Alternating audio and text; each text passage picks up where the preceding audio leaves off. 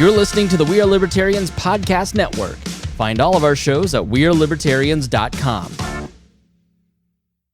Welcome to the Chris Spangle Show. Thanks so much for joining me. Today we're talking about artificial intelligence. Should you be afraid of Skynet? Is it going to kill you? Or is it just going to take your job?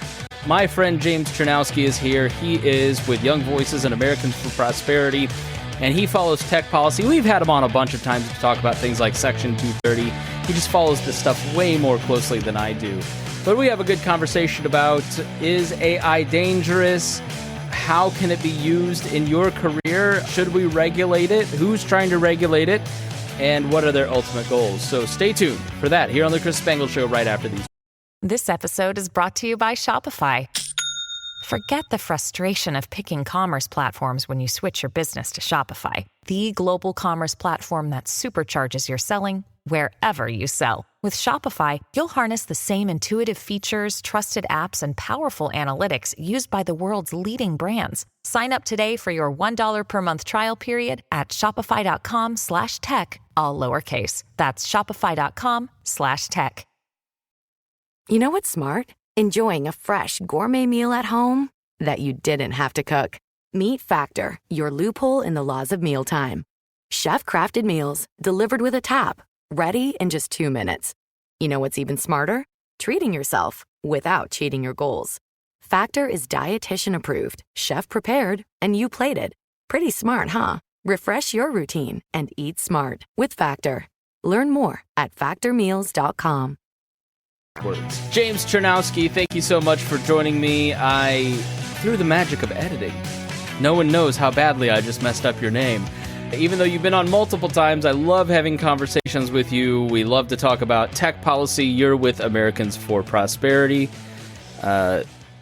You are a senior policy analyst. Sorry, I had to pull up my notes. I'm not AI. I make mistakes.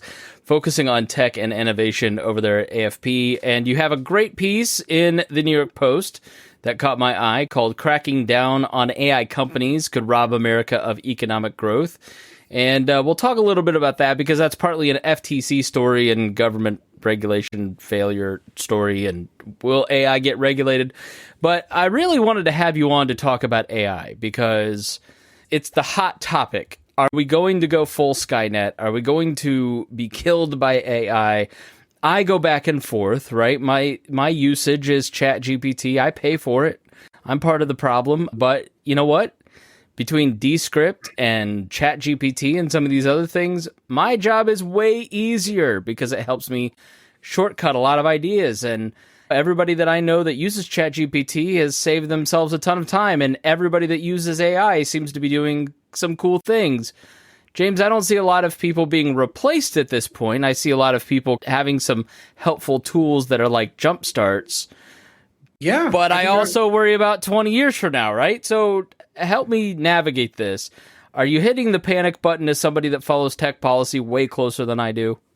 I'm certainly not hitting any panic buttons right now over here, Chris. I think that ChatGPT is just the latest evolution in artificial intelligence technology that goes and shows just how powerful and promising this tech can be when left unfettered with by regulation and government intervention.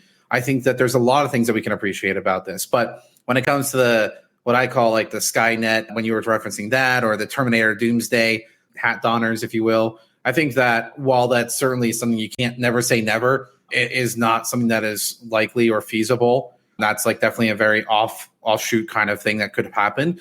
And I think that it's important to be pragmatic about understanding that reality. Some people got lost with that. And you had 350 people signing a rather open-ended letter that said something to the effect of, we must take the threats of artificial intelligence as seriously as the nuclear bomb and pandemics. I'm like, you could go and remove artificial intelligence and probably insert a lot of things in there and get a lot of people to sign that same letter, because those kinds of things that are being leveled there are obviously quite calamitous in nature. So I think that there's a little bit of a distraction that goes on with AI because it's the new thing, and there certainly is a little bit of an era of skepticism around tech more so than there has been in the past, and that's fine. But I think that people just have to realize that it's not going to go and end the world. No AI scientists have come up with a definite conclusion of your Skynet thing. Some people say 10 years, some people say 30 years, some people say 100 years, some people say never. So there's a lot of uncertainty, and I think that when we're looking at how to deal with this technology, it doesn't make sense to go and approach it from a case of being worried about things. That's not the way that America has done things in the past. It's not the way that we should be doing them now. And it certainly is not the way that we should be thinking about these issues in the future either. We can only stand to gain by going and leveraging this technology to its fullest potential, not by shuttering it with a lot of pointless and sometimes one would say cumbersome regulation. So when you look at it, it's impossible to predict, right? But when you look at one of the few fiction books I've read in the past few years was Origins by Dan Brown, which is really good. And basically, this computer ends up taking over, and it's really good. I'm not going to spoil the plot twist in the last 1/8 of the book, or the recent military test where it realizes the human being is the problem in telling it not to kill. So it goes and kills the operator in this AI test. I think I just was reading in Politico, some new think tank has been formed by a Silicon Valley guy that didn't have anything going on, so he started an anti-AI think tank, basically talking about how we need to regulate AI because 72% of Americans think it's going to kill us all. On a general scale, like, how concerned are you in terms of, and I know this is the same question, but a different question. I'm asking you to, like, grade it. When you read these news articles about AI, are you like, look, I'm at a 1 of concern, it's just going to be a helper. I'm at a 10, like, it's going to completely wipe out human beings. Yeah, I would say I would say that I'm more of a pragmatist. I think that there are some valid concerns there. So admittedly, I'm closer to 1 than I am to 10. I would say that at the end of the day, there are some valid conversations we want to have around AI. Notably, I think you pointed out at the tail end of your question there, the job displacement question that comes up often with any kind of new technology. I think that's perfectly fair game to want to have that conversation, and we should have that. But largely, again, I don't think that we should be giving into fear and tropes, because AI is just the latest iteration of insert technology here that has gotten all those similar kinds of arguments of destruction, despair, addiction, whatever. You can find that examples littered throughout history of people going and likening TV, radio, the electricity more broadly speaking, the car, the first automobiles, right? All of them have had these kinds of accusations leveled against it. AI is just the latest and greatest. And admittedly, it's certainly a more powerful technology and transformative technology than some of those things being listed. But at the same time, I think that we can't just put our heads in the sand and pretend that nobody is going to do anything ever with this technology just because we're not. And I'd rather be on the side of investing and developing this technology in a way that lets us go and anticipate those malactors and be able to be better prepared for when they use that technology in such a fashion, so that way we can mitigate against downside effects. I want to be in that position where it can recognize the power and the promise of the technology, but also be prepared to better keep us in a position to be successful when bad things do happen, because they will happen just like they do with anything. Yeah, this is one of the weird things about libertarians is free markets. But there is an anti-modernity streak that runs through libertarianism, the right, and it combats with the new Elon Musk transhumanist. He's, I think, like a great example, a microcosm of that entire debate between the transhumanist, where technology will enable us to live better lives than we've ever lived, let's merge with it, versus the anti-modernity, let's live in a log cabin and type out a thing. Whereas you're coming at it from the middle going, look, there's going to be some good, there's going to be some bad, but that happened with the printing press and the wars that followed immediately. That happened with the atomic bomb. Human beings have an incredible ability to survive. We're still here, and so let's not freak out too much. Yeah, the story of technology is a story of adaptation in many ways. People thought that they knew the world in one way until that transformative technology entered their lives in one way or another. And then again, those same kinds of conversations happened, and lo and behold, people adapted to it. They adjusted. They were able to incorporate it and leverage it to go and help themselves live a better life. So again, these kinds of things are going to happen. The conversation's going to be there. Let's have it responsibly. I don't want to be dealing with Skynet kind of stuff. I think that's a distraction from the actual conversations that we want to have when it comes to AI. And I think that at the end of the day, it's going to be a net positive. You pointed out how this is helping you with your preparation for the show that you're putting on here, which is always great. Love listening to your guests that you have on all the time. Thank you. But I think that just think about it in the broader context too. This is something where Sal Khan has AI that he wants to use to help kids have their own personalized tutor, which I think is actually a massive boon for kids that have had an educational gap now dating back the last few years because of the COVID lockdowns. I think that's going to be something that's going to take a generation to fix. And something like that being used productively by, let's say, Sal Khan at Khan Academy is just one of many things. And more importantly, I've been impacted by a lot of people in my family who have had cancer over the years. And I think that this technology is doing a better job of helping doctors spot cancer. You could go and have that conversation around Skynet, but I'd rather have the conversation around the promise and the amazing things that this technology can unlock for us to really go and save lives and play a meaningful role in society. That's more productive. That's more helpful, I think, than going and being all doom and gloom. The people that want to live back in the 1200s, I don't think they remember just how miserable that was. Like, I read a lot of those books. I remember what life was like. There were definitely some things that were nice about that era, but let's not make a mistake either that they had a lot of disease and death, short lifespans, right? They did not have the same kind of access to technology and information or being able to form communities in the same way that we do now. There's a lot of trade-offs that come with that. So while I get the nostalgia that comes with it, I think that people are often overlooking a lot of the really good things that are happening in modern society today too. Yeah, I think we all should remember what's happened the last 3 years, and let's not give into fear and overregulate something or overdo it. Let's maybe start with a definition of AI, right? Let's just get really fundamental, and maybe I should have started with that for those who just don't quite grasp what AI is. Like, how is AI different than social media or just Web 1.0, 2.0, like how is this different and why are people worried about it? Yeah, so artificial intelligence is basically leveraging computers to do tasks that usually require human thinking, learning from experiences or making decisions, and just automating that process and streamlining it through, right? Traditionally, when we're thinking about like social media, what that's doing is, and AI does play a role in this, it helps the algorithm go and tailor the content that is appearing in front of you within that context. But they're two fundamentally different technologies at its core.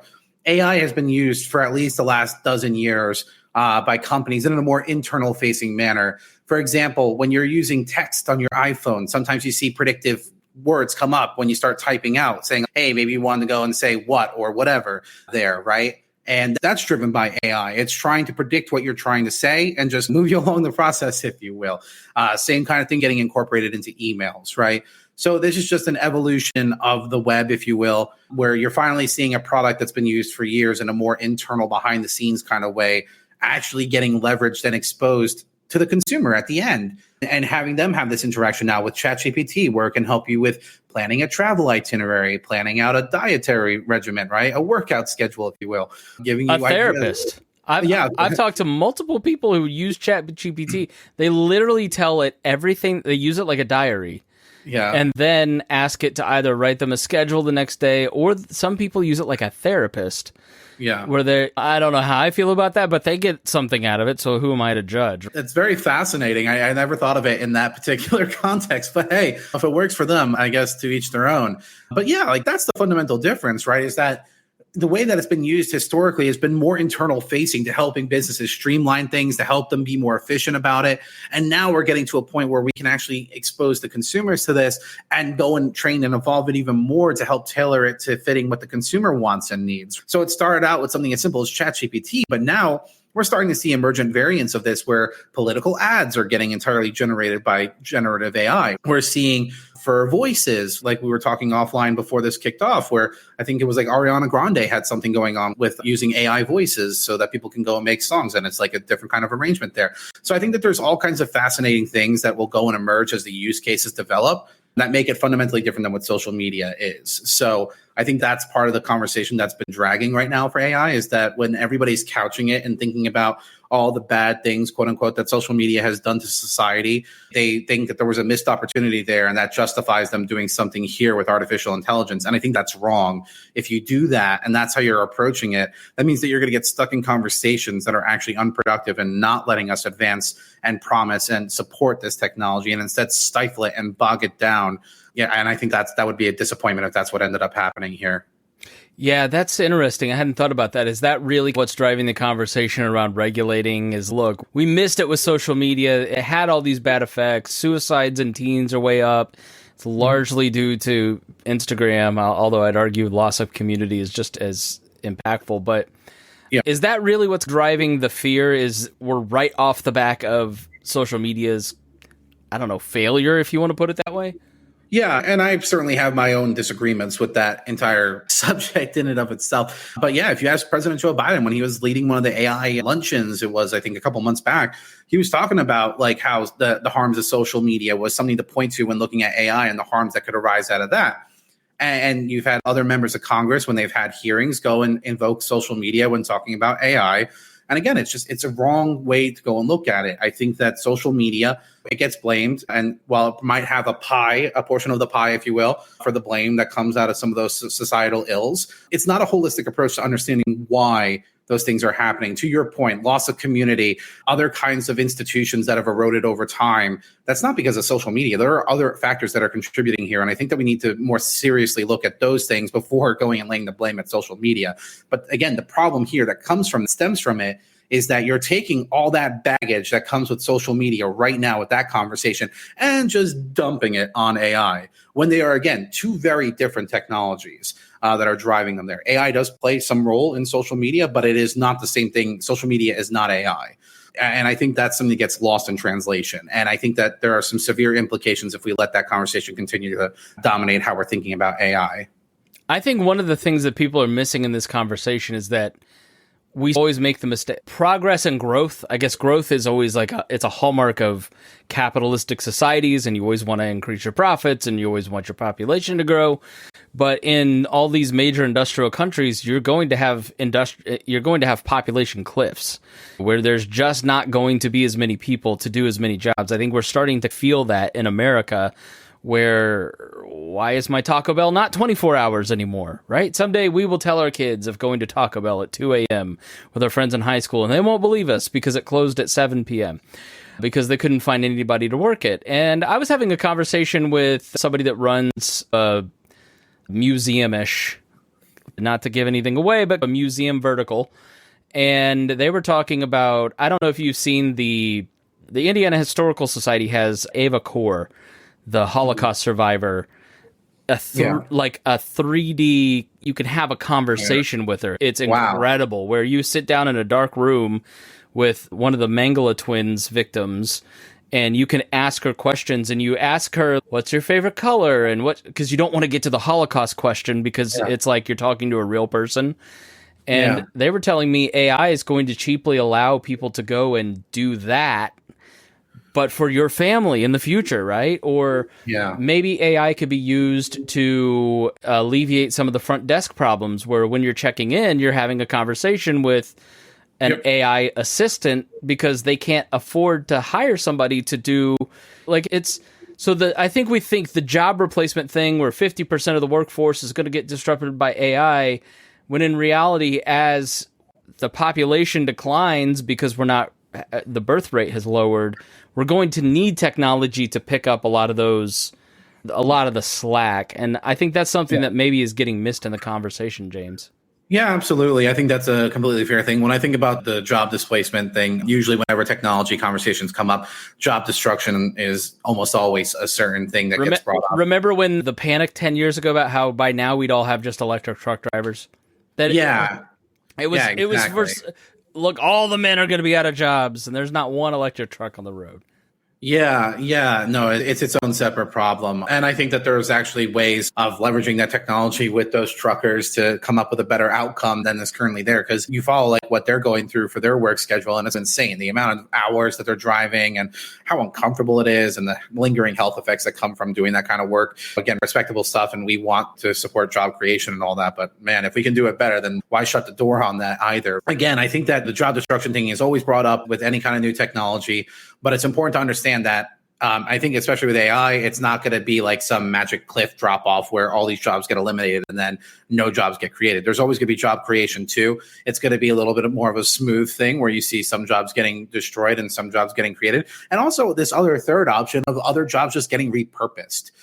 There are a lot of jobs where you have a lot of administrative tasks that maybe you don't like doing. I know that I certainly have them in my work. And if I could have the chatbot do it, then, oh yeah, sign me up. And that means that it frees up my productivity to do even more things, which is why when you're looking at some studies about AI and the impact that it can have in the United States alone, I believe it is expected to go and double the workforce productivity in the United States and have a global impact on GDP of around 7%. That's trillions of dollars that we're talking about here, and a lot of impact around the world, not just in the United States, but in the United States. If we're the leaders there, then we stand to go and gain the most as well, because we got there first and we were able to go and support the companies and get jobs going in that sense as well. So I think that there's, a very real conversation that we can have where we can be pragmatic to those job loss concerns, but also come up with a good strategy for how do we go and make sure that people are prepared for the economy of tomorrow, not just complain about the potential downsides. Yeah, I think you made the point about the writers who are striking currently. And for me, like taking an hour and a half podcast, rewatching it, having to focus for that 90 minutes on writing show notes and key takeaways and all that, isn't it just so much a better use of my time to take the automatic transcript from Descript, put that into ChatGPT, have it summarize it for me, clean up the language into my own voice, and have it take 20 minutes instead of 90 minutes, where I can take that other 60, 70 minutes and put that towards some other piece of production. So the folks who are, in Hollywood talking the most about how, everybody just works too hard and gets paid too little, it's weird you're protesting the thing that might actually help you make up some of that gap. Yeah, no, I think you're absolutely right. And I can, from personal experience, I know I've mentioned in the past, I use AI in my personal capacity to help better frame the kinds of questions that I want to be asking and what is the answer that I'm trying to get to here. And I found that having that conversation, that back and forth with ChatGPT or Bard or any of these AI tools is actually a constructive way for me to think through, okay, what are some of the arguments I can expect from a person who does not hold the same view as myself? What are some other angles that I might want to consider discussing that maybe I'm just overlooking? And that makes me better as a person who deals in tech policy for having that resource at my disposal. And the same thing could be said to the writers that are currently on strike too, where again, if you are leveraging this technology to help you go and come up with new scripts, new ideas, new settings, and you're producing new content at a much faster pace than you otherwise would, guess what? You would get rewarded for that. You're talking about wanting more pay, you want whatever. You get the pay when you go and you produce things. That's how the economy works at a very high level there. You make something and people want it and they'll buy it, and then there you go. And AI can play a role to that end. And I think that, again, whether it's for writing or for other kinds of tasks that you want to do, AI can be extraordinarily helpful. So again, that's why I'm so bullish on the prospects. I think that there's a massive opportunity here. People just have to be aware enough to recognize that and seize it. Yeah, I was having a conversation with a guy who was a cinematographer recently, and he had ChatGPT write all of his contracts. He basically started a whole business with ChatGPT, having it write contracts and agreements and set up business plans. And I never would have been able to take the time to research all this stuff. And now I've got people working for me in a freelance capacity thanks to all these agreements that this helped me do. I think he wasn't going to pay a lawyer to do any of that because he didn't have the money to begin with, yet he's better prepared. So let's talk about how we're going to screw all this up. I just was reading in Semaphore that OpenAI has now started moderating ChatGPT, and they've written a script that hopefully will be rolling out to other social medias. People aren't traumatized in Kenya for having to look at bestiality videos all day. And these services are trying to figure out how to moderate themselves, which I would rather just see some offensive content from ChatGPT than have I'm sorry, I can't give you an honest answer because this might be offensive, which has happened. And then there's also the government regulation piece. So let's start with self-censoring first, because It seems like these companies are starting to self-censor both out of their own fear for their industry and also because of policymakers.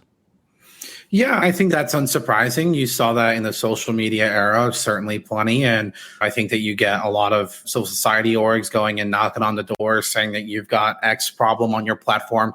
What are you going to do about it, with the expectation that something is supposed to happen at the other end of that rainbow there? And companies would go and sometimes respond and sometimes they wouldn't. But as a result of that, that meant that there was less of a content library, if you will, of things that would be on the web. That's a little disappointing to hear that maybe they're going to do something similar on AI. I think, especially with all the disclosures that the bots have when it comes to it, where it says, hey, we're going to go and say false, misleading things. We might get facts and places and people wrong. I think that it's doing a good enough job of being upfront with the user of saying, hey, don't just trust but verify, if you will. Don't just take our word on it. Go and do your own stuff. I think that, again, it's a new conduit of communication in many ways, and people are interested in trying to control what that looks like. And I can only hope that conservatives and others can go and get better about understanding that we need to try to encourage as much as humanly possible to be on the web. I don't mind things that are offensive, but I also grew up in a time where people were saying a lot worse things than what you typically see on Twitter these days, which I know for some people is hard to believe. Yeah, there's an article in the Byte that somebody sent me. And basically, students are submitting answers saying, I am an AI language model. So it's all these articles about how this is going to destroy academia. Yeah. People are just still copying and pasting the disclaimers. Yeah. I don't know. Now let's talk about the policy side. What groups out there within the government have their eyes on devouring this technology and managing this technology currently? What's out there for discussion? Yeah, that's man. That's a lot of. Let me rephrase. Which agencies are not trying? Yeah, right. That list is a lot shorter, I imagine. But you've got the FTC, the DOJ, the Equal Opportunity Employment Office. There's so many of them that are looking at this in different contexts, because AI will go and have some overlap with any of this for sure.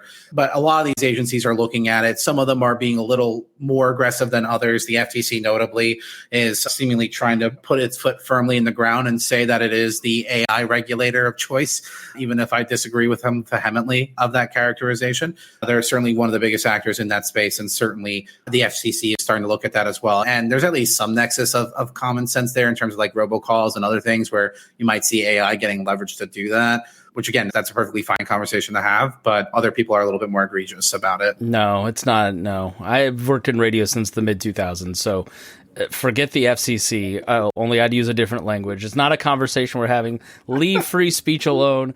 I'm a zealot when it comes to the FCC. Just leave my speech alone. But your article is actually about the FTC and some of the L's that they've been taking. Lena Khan has been called to Congress to actually come and discuss her track record of losing in court, as they have been unable to actually regulate some of these different mergers like Meta, Microsoft, Twitter, some of these things. But they're trying to get into the business of regulating OpenAI. What does the FCC want of OpenAI, which their biggest product is ChatGPT? What's the FTC wanting to do? Yeah, that's a great question. So the FTC said that they were going to open an investigation into OpenAI, and this centered around two claims. One was around broad consumer data privacy harm, and this is relation to their collection of data. And then the second was around false statements made by their chatbot around individuals itself, right? So if you break down those two things, the first one I think falls flat on its face insofar as that how ChatGPT works is that it is basically scraping all publicly available information on the internet and then using it to train its language models. And then that means that really what the FTC was doing, at least in my view, is that they were using that prong to go and justify cudgeling OpenAI over the false statements about individuals that the chatbot can make. Now, what they're doing in that process is that they're trying to say, to your point before about self-censoring, they're trying to force OpenAI to control what are the inputs going into their large language model that then go affect the outputs of ChatGPT. Right. And the problem here is that the FTC is a competition regulator. It is not a speech regulator. All those inputs that I just mentioned that are being publicly available, scraped data off the internet, that is anything from articles, ebooks, you name it. Right. And all that's user generated content. When we think about the social media platforms, that's always what it comes down to. That's speech. And the FTC has no role in trying to control those inputs in an attempt to go and control what's coming out of the product either. That is speech on either side. And the FTC trying to do this should alarm Americans of any political stripe, not just Republicans. Yeah, especially we've talked about jawboning, I think, before, and how the Biden administration, for instance, through COVID tried to, look, this set of experts are the only people you're allowed to listen to. ChatGPT should only have this set of experts. Otherwise, we're going to penalize you. The boogeyman of misinformation is the word misinformation is what I see repeatedly. Look, there's misinformation out there. There's a large portion of people who are disconnected from reality and think that Trump won the election and the election was stolen from him. And I get that they've just bought into misinformation, right? It happens, but in reality, the country's going to survive. People, the more speech, the better speech. Sunshine disinfects all that, right? But what is it about the term misinformation that I just keep seeing pop up? Is it that, they want to use this concept as a fear tactic to only allow their experts? Are they genuinely afraid of it, or am I just thinking all politicians are cynical and making up a term to be afraid of? Yeah, I think that because it's a boogeyman, obviously some people are more interested in using the word than others. I know that when we were talking about Section 230 stuff in the past, there were proposals by some members of Congress that would open up these platforms to liability if they spread COVID misinformation on their platforms. Now, the problem with misinformation as a general concept is that you're just saying that it is something that you think you believe to not be true. But with the COVID example, right, with, let's say, the lab leak theory, that was getting punished by content rules because of the notion of it being labeled as misinformation. But you fast forward a year later, that starts to become a little bit more like a fair question to be asking. And then you fast forward to today, and it's very much in the mainstream of a question to be asking. But it was originally labeled as misinformation. And if misinformation just ultimately equates to speech that I do not like because it is heterodox, that is very problematic, I think, because that is such a subjective and arbitrary standard to be trying to go and weigh when it comes to content, more broadly speaking, whether that's in the context of social media or even in the context of AI outputs. It's, that's clearly misinformation. You know what? I don't know. That's why you're supposed to go and not just take it for at face value, which is what I talked about in the op-ed, that these apps go and clearly state their limitations and what they can and cannot do. And then you're just taking it at face value. Whose fault is that really ultimately? Is it the chatbot who did everything in its power to tell you, like, hey, guys, like, you might want to do your own research here? Or is it you who sat there and was just like, according to the bot? I think that it's very problematic. And I think misinformation is just another cudgel being used in the belt because they think that people are responsive to it. Certainly, we know some people are very much attached to that notion and being fearful of it being slapped on themselves. So if they want to regulate what goes in and regulate that scrape, are they going to go after Bing and Google and what they can scrape and cannot scrape? That doesn't make any sense to just punish one person. No, you're absolutely right. And you're absolutely right. Again, if you want to have a conversation around consumer data privacy more broadly speaking, which is the general topic that this falls under, then yeah, you know what? I'll gladly go down there to Congress and I will work with all my friends and we will try to get something done on a federal level. Not at the FTC, which is what Lena Khan's trying to do right now herself. She's just trying to take it into her hands and regulate what consumer data privacy looks like in the United States, although she calls it commercial surveillance. So I don't think that the kinds of rules and regulations that she might want to pop out would actually be all that conducive and helpful to having a functioning internet that would work across the United States. I think that it's, again, she's definitely overstepping her boundaries. And when it came to the OpenAI thing, it was just the latest evidence in a string of a lot of cases where we're just seeing this person pursue an agenda and chase headlines, not be a law enforcement agency like they're supposed to be for enforcing the law. Right. So if both of these prongs, first, the data scrape, and second, the publishing of misinformation, which they tell you not to believe them at every point, I pay for it. They still tell you that. If both of those are BS, is that really what this is about? Is a person who is head of an agency trying to get some headlines?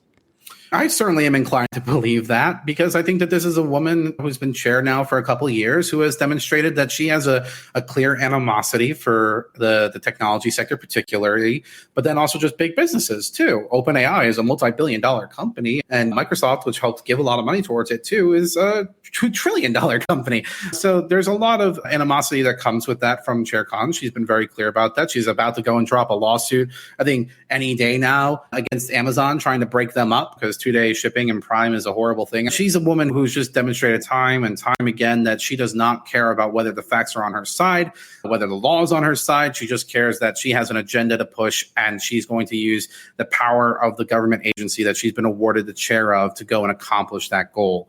And I think that's really scary stuff. You don't want to be in a position of having our institutions being weaponized in such a fashion.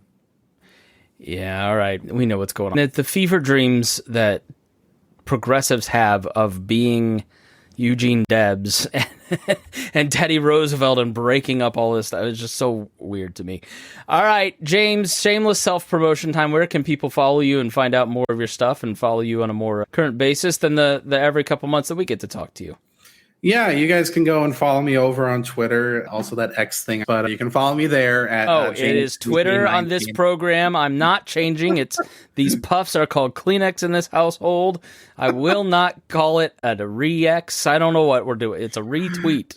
Yeah, so they can follow me there at JamesCZ19. I would also strongly recommend people who like hearing myself and others to follow you on Twitter, and to also follow Young Voices at youngvoices.org. That's the organization that I have an affiliation with, and they're great, and they help me go and talk with great people like you. So that's where you can keep up with all the latest and greatest for myself and all these other great people and groups that are talking about fun things like this. All right, James Czerniawski, thanks for being my guest today. Thanks for having me. And thank you. If you enjoyed this, if you learned something, please share it with your friends and tell them why. That is really the best way, the only way that all content creators grow is word of mouth. That's the best way you can help them. Thanks for joining us here on The Chris Spangle Show. This podcast was produced and edited by Chris Spangle and Leaders and Legends, LLC. If you're interested in starting a podcast or taking yours to the next level, please contact us at leadersandlegends.net.